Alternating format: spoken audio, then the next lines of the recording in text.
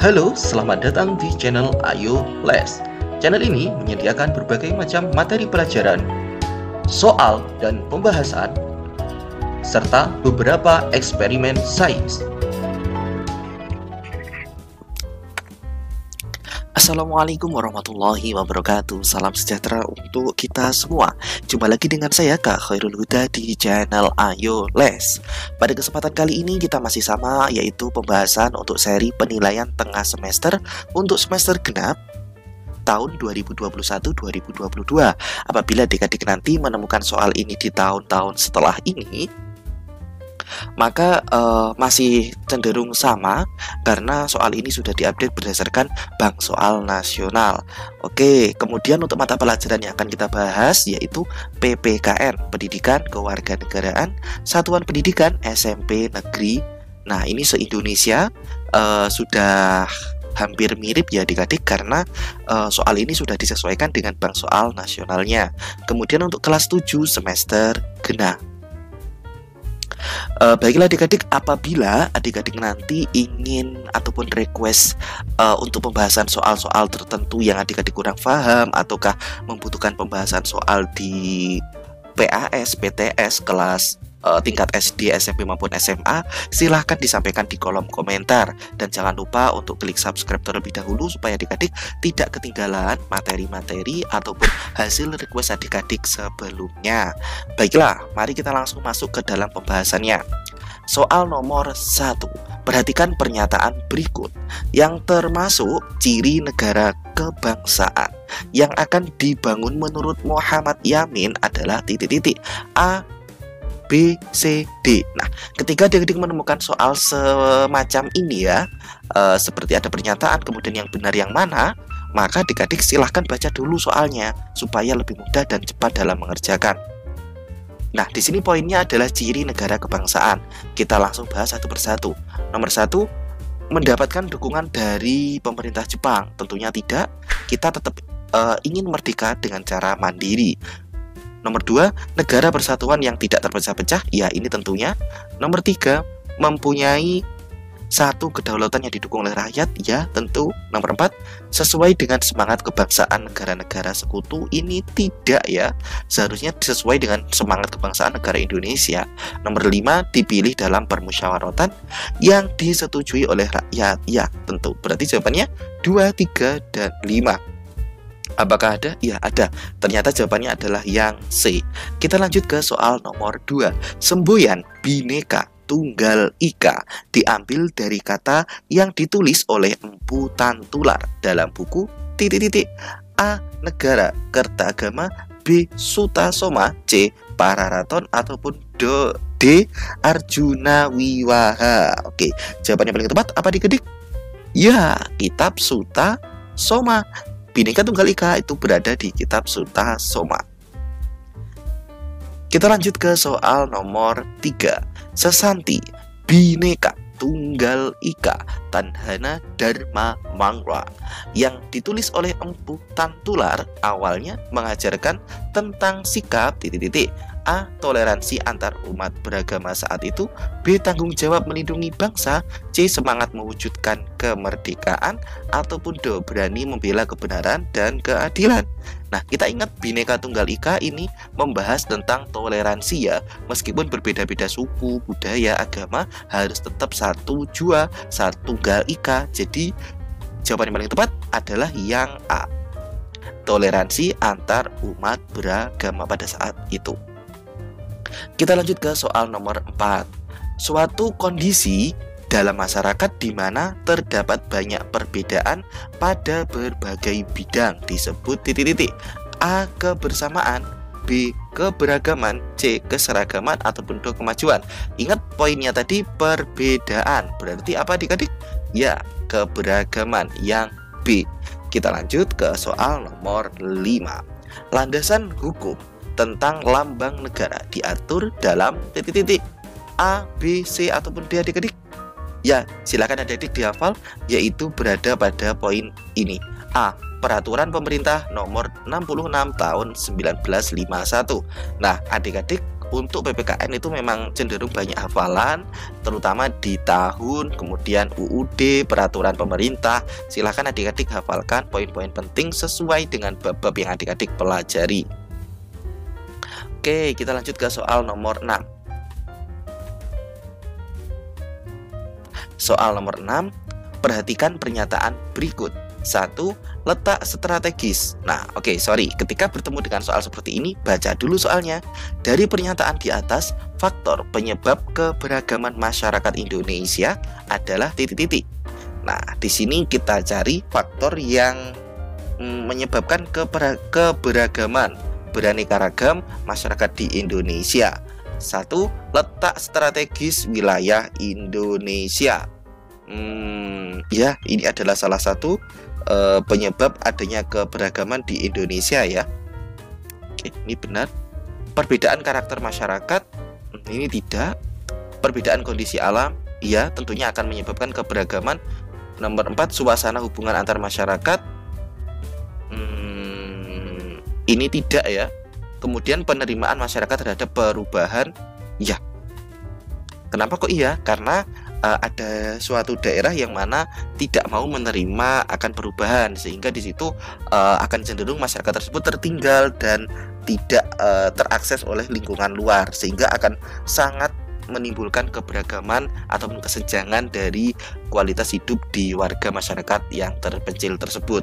Oke, jawabannya berarti 1, 3, dan 5. Apakah ada? A, bukan. Ya, ada. Jawabannya adalah yang B. 1, 3, dan 5. Kita lanjut ke soal nomor 7. Munculnya perbedaan suku bangsa, bahasa, budaya, serta peranan laki-laki dan perempuan disebabkan oleh titik-titik. A. Letak strategis wilayah Indonesia. B. Keadaan transportasi dan komunikasi.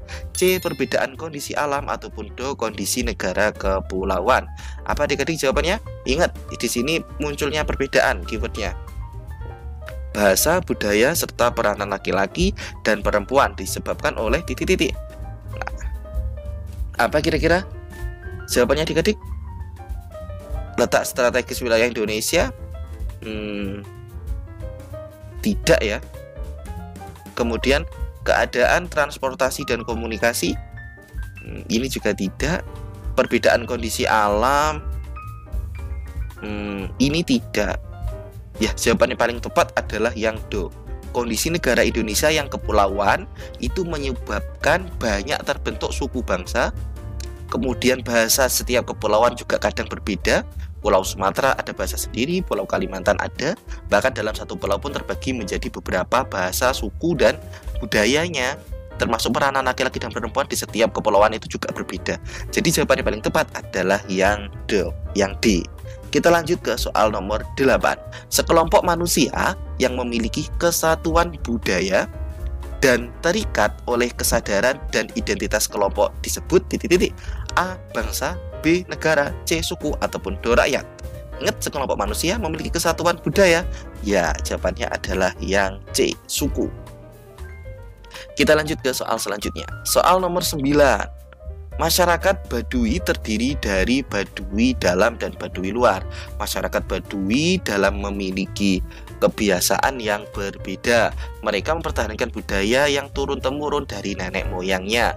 Mereka juga sulit menerima perkembangan dan kemajuan zaman. Sikap kita terhadap kebiasaan mereka adalah titik-titik. A. Menghormati adat istiadat yang ada di masyarakat tersebut, yang mana tidak mau terakses oleh lingkungan luar. B. Memberikan pemahaman kepada mereka untuk berubah. C. Memberikan pendidikan kepada remaja agar mengikuti perkembangan. D. Melaporkan kepada pemerintah keadaan mereka yang sebenarnya. Kira-kira apa adik-adik jawabannya? Ya, jawabannya adalah yang A.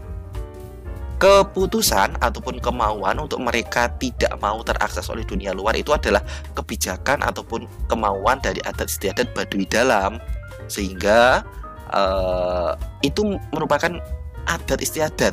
Ketika sudah berbicara tentang adat istiadat, maka harus kita hormati. Tidak usah kita ajak-ajak untuk mengikuti perkembangan, memaksa untuk ke arah yang lebih maju. Tidak, kita hormati saja adat istiadatnya, karena itu akan menimbulkan keberagaman di Indonesia. Oke, kita lanjut ke soal nomor 10. Masyarakat Indonesia memiliki beraneka ragam budaya seperti pakaian adat, rumah adat, senjata tradisional, tarian, dan lagu-lagu daerah. Dampak positif dari keanekaragaman budaya adalah titik-titik. A. Keberagaman akan menjadi penyebab konflik sosial? Tidak ya. Kemudian B. Mewajibkan kepada masyarakat mempelajari budaya? Tidak. C. Keanekaragaman budaya menjadi aset pariwisata? Mungkin ya. Menunjukkan banyaknya suku, bangsa, dan budaya nasional? Ini tidak. Oke, jawaban yang paling tepat adalah yang C. Kita lanjut ke soal nomor 11. Indonesia memiliki bahasa daerah. Perbedaan bahasa dapat menyebabkan komunikasi antar daerah terganggu. Melalui bahasa Indonesia, rakyat Indonesia dapat berkomunikasi dan saling mengerti. Berdasarkan uraian tersebut, bahasa Indonesia dapat menciptakan titik-titik. A. Persatuan dan kerukunan. B. Ketertiban dan keberagaman. C. Kemudahan dan kebahagiaan. D. Kebahagiaan dalam keberagaman. Ya, jawaban yang paling tepat apa adik-adik? Ya, jawabannya adalah yang A. Persatuan dan kerukunan. Bahasa Indonesia dapat menyatukan berbagai macam daerah dan dapat merukunkan dari daerah satu ke daerah lain yang mana berbeda bahasanya. Kita lanjut ke soal nomor 12. Azri mempunyai banyak teman yang berbeda-beda. Ada yang berbeda agama, budaya, suku, dan golongan. Namun tidak menimbulkan konflik dalam kehidupan pergaulannya karena titik-titik. A. Temannya menganggap budayanya paling luhur. B. Mengutamakan kepentingan pribadi dan sukunya? Tidak. Ini A juga tidak. C. Saling menghargai perbedaan agama dan sukunya? Ya, ini mungkin. Ada yang masa bodoh dengan agama yang dianutnya? Ini tidak. Oke, jawaban yang paling tepat adalah yang C. Oke, udah bukan? Kita lanjut ke soal nomor 13. Ciri-ciri fisik dalam penggolongan ras dapat berupa titik-titik. Oke ya, fisik dalam penggolongan ras.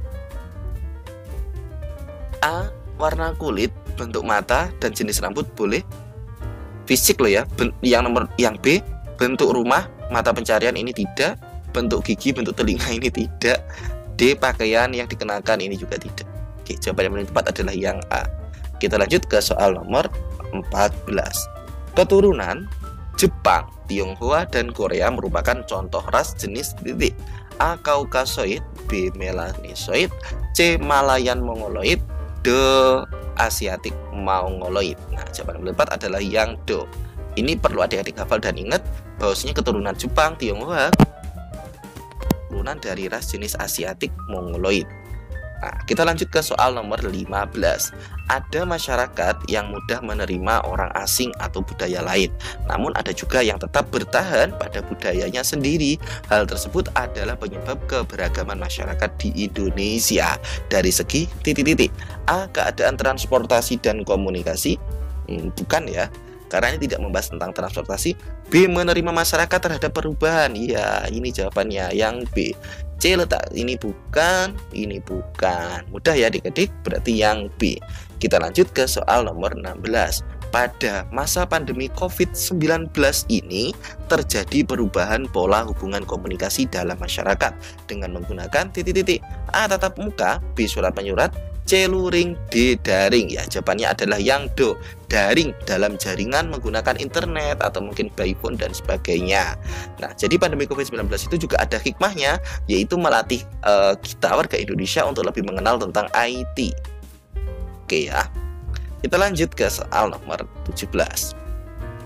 Kedatangan bangsa asing yang berbeda ras kemudian menetap di Indonesia mengakibatkan kemajemukan ras, agama, dan bahasa. Keadaan ini terutama disebabkan oleh titik-titik. A. Penerimaan masyarakat terhadap perubahan. B. Kondisi negara kepulauan Indonesia. C. Perbedaan kondisi alam Indonesia. D. Letak strategis wilayah Indonesia. Kira-kira apa jawabannya adik-adik? Iya, yang D.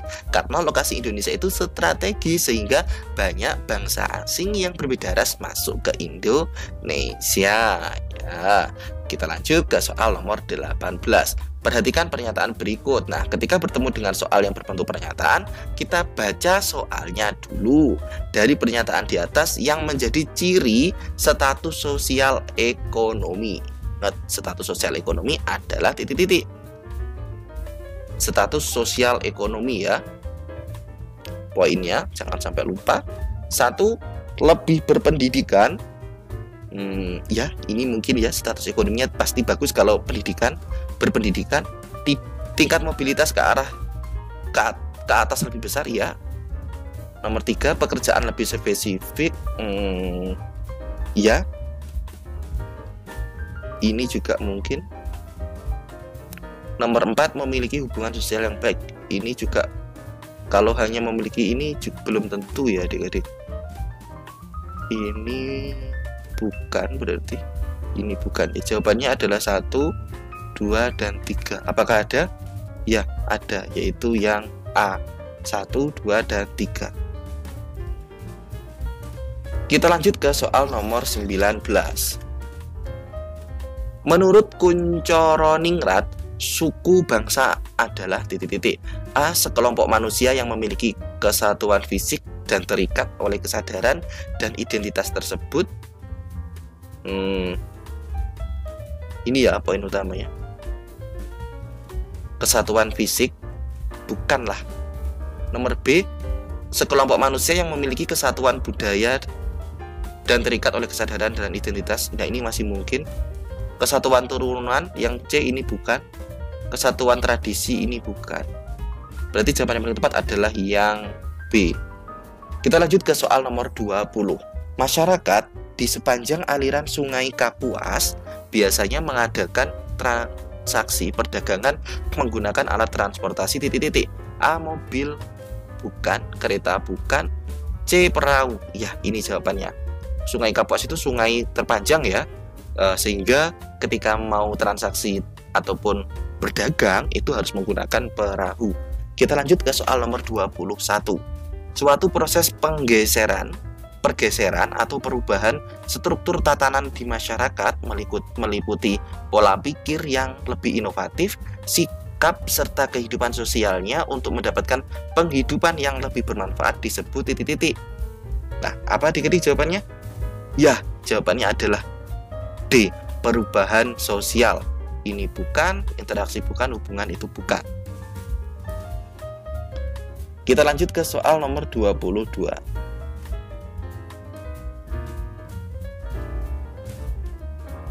Sorry. Kok ada coretan di sini? Sebentar adik-adik, saya hapus dulu.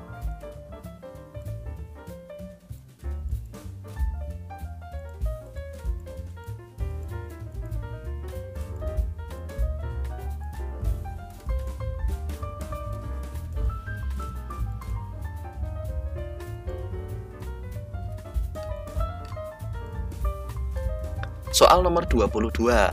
Perubahan yang terjadi tanpa diketahui atau direncanakan sebelumnya oleh seseorang anggota masyarakat merupakan perubahan titik-titik. A. Tidak disengaja, B. Kebetulan, C. Sengaja, ataupun D. Tiba-tiba. Kira-kira apa adik-adik jawabannya? Ya, jawabannya adalah yang A. Tidak disengaja, karena tidak diketahui dan tidak direncanakan. Oke, kita lanjut ke soal nomor 23. Pemda DKI Jakarta sedang merenovasi kawasan Monas agar tertata lebih rapi dan indah. Merupakan bentuk perubahan? A. Tidak disengaja, bukan ya, karena ini sudah direncanakan. Kebetulan ini juga tidak, tiba-tiba tidak. Jawaban yang paling tepat adalah yang C. Sengaja. Kita lanjut ke soal nomor 24. Lingkungan masyarakat di Indonesia yang secara umum lebih mudah menerima perubahan adalah titik-titik. A. Masyarakat daerah. Belum tentu, karena masyarakat daerah terkadang malah susah. Masyarakat pedesaan juga bukan, masyarakat bukan. Yang lebih mudah untuk menerima perubahan itu adalah masyarakat perkotaan. Jawabannya adalah yang B. Soal nomor 25. Masyarakat Baduy dalam memiliki kebiasaan yang berbeda. Mereka masih memegang teguh tradisi budaya turun-temurun dari nenek moyangnya. Hal tersebut adalah penyebab keberagaman masyarakat Indonesia dari segi apa adik-adik? Nomor 25. Ini seperti soal yang tadi ya. yaitu adalah yang B, penerimaan masyarakat terhadap perubahan. Masyarakat Baduy Dalam itu mereka tertutup, tidak mau menerima akan perubahan, terutama perubahan dari dunia luar. Kita lanjut ke soal nomor 26. Salah satu yang memiliki peluang dan kesiapan dalam melakukan adaptasi perubahan baru adalah titik-titik. A. Lembaga adat. Bukan ya. Masyarakat pedalaman bukan. D. Masyarakat Baduy ini bukan. Jawaban yang paling tepat adalah yang C. Lembaga pendidikan itu memiliki peluang dan kesiapan untuk melakukan adaptasi terhadap perubahan baru. Oke, kita lanjut ke soal nomor 27. Toleransi antar umat beragama dimaknai sebagai titik-titik. Nah, ingat toleransi terhadap umat beragama ditandai oleh A. Kesiapan menerima budaya, adanya perbedaan, bersedia hidup bersama di masyarakat, dan memberikan kesempatan orang lain untuk dapat beribadah dengan baik. Oke, jawabannya adalah yang A. B. Kesempatan orang lain untuk tinggal ya. Ini bukan. Kesediaan hidup bersama dalam sebuah keluarga ini bukan, karena kita bahas dalam masyarakat. D. Tempat tinggalnya, kesediaan untuk menerima adanya perbedaan dan memberikan tempat tinggalnya untuk jadi tempat ibadah. Oh, bukan. Oke, jawaban yang paling tepat adalah yang A. Kita lanjut ke soal nomor 28. Perhatikan pernyataan berikut. Nah, baca soalnya dulu. Sikap yang perlu dikembangkan dalam menjaga toleransi antar umat beragama adalah titik-titik. Nah, untuk menjaga toleransi ya poinnya. Ini 1. Melaksanakan ibadah agama bersama pemeluk agama lain? Tidak ya. Kita tidak perlu ikut ibadah yang beragama lain atau yang tidak sesuai dengan kita cukup menghormatinya. Oke, 1 itu bukan. 2. Menghormati pemeluk agama lain yang sedang beribadah? Ya. Mengingatkan teman untuk melaksanakan ajaran agamanya? Ya. Nomor 4. Apa nomor 4 ini? Mengajak teman untuk mengikuti ibadah agama yang kita anut? Ini tidak ya. Tidak memaksakan ajaran agama kita pada pemeluk agama lainnya. Jawabannya ini 2, 3, dan 5. Apakah ada? Ya, C berarti. Kita lanjut ke soal nomor 29. Agar kerukunan umat beragama tetap terjaga, maka pemerintah telah mengeluarkan peraturan yang terkait dengan kerukunan, yaitu titik-titik. Yang terkait dengan kerukunan peraturan pemerintah yaitu pada D. Silakan diingat-ingat, dicatat sekarang. Peraturan bersama Menteri Agama dan Menteri Dalam Negeri nomor 9 tahun 2006 dan nomor 8 tahun 2006. Silakan dicatat. Ini sering keluar. Kita lanjut ke soal nomor 30. Saat kerja kelompok, Christine mengingatkan Fatmah untuk melaksanakan sholat saat sudah masuk waktu sholat zuhur. Hal itu mencerminkan perilaku kerukunan titik-titik. A. Intern umat beragama? Tidak ya. B. Antar umat beragama? Ya, jawabannya adalah yang B, karena ini berbeda keyakinan Christine dan Fatmah gitu loh. Jadi antar umat beragama. Kita lanjut ya ke soal nomor 31. Perhatikan gambar berikut. Nah, ini ada gambar. Ini berbeda-beda pakaian ibadah ya. Gambar di atas merupakan wujud tri kerukunan, yaitu titik-titik. Ini adalah kerukunan apa adik-adik?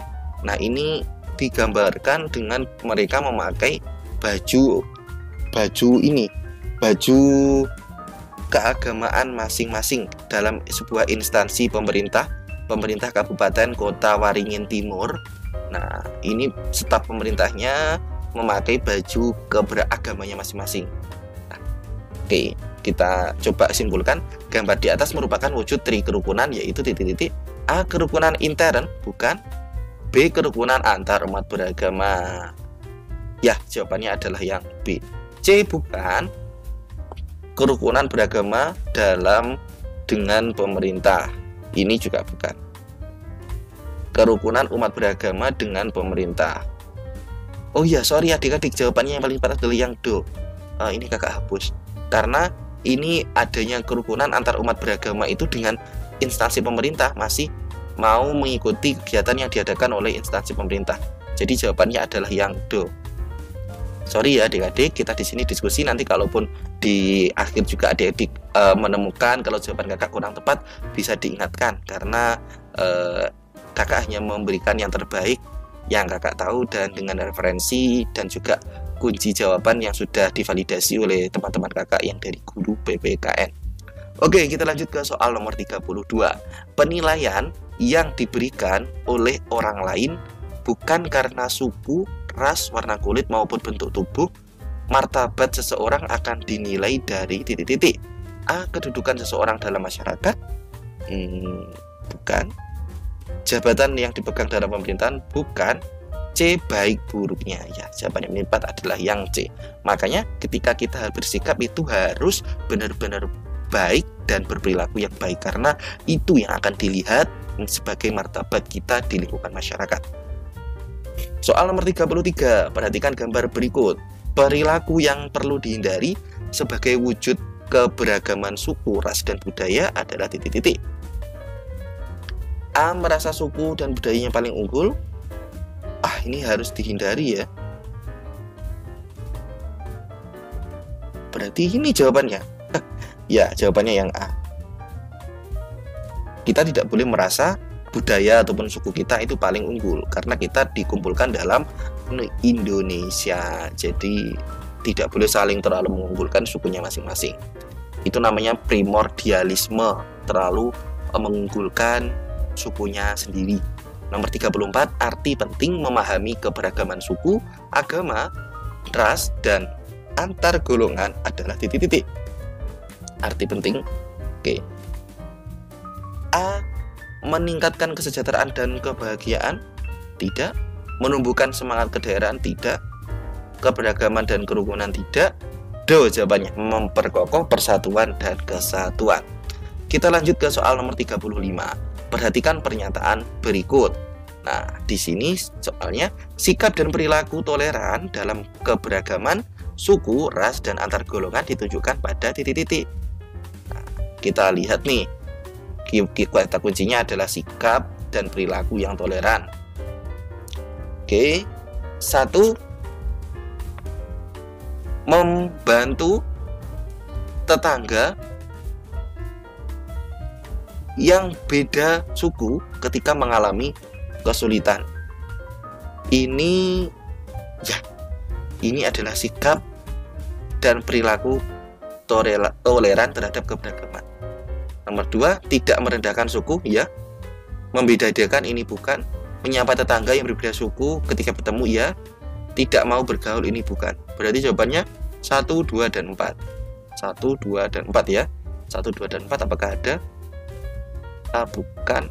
Ada, jawabannya adalah yang B. 1, 2, dan 4. Baiklah adik-adik, kita telah menyelesaikan soal nomor 1 sampai nomor 35.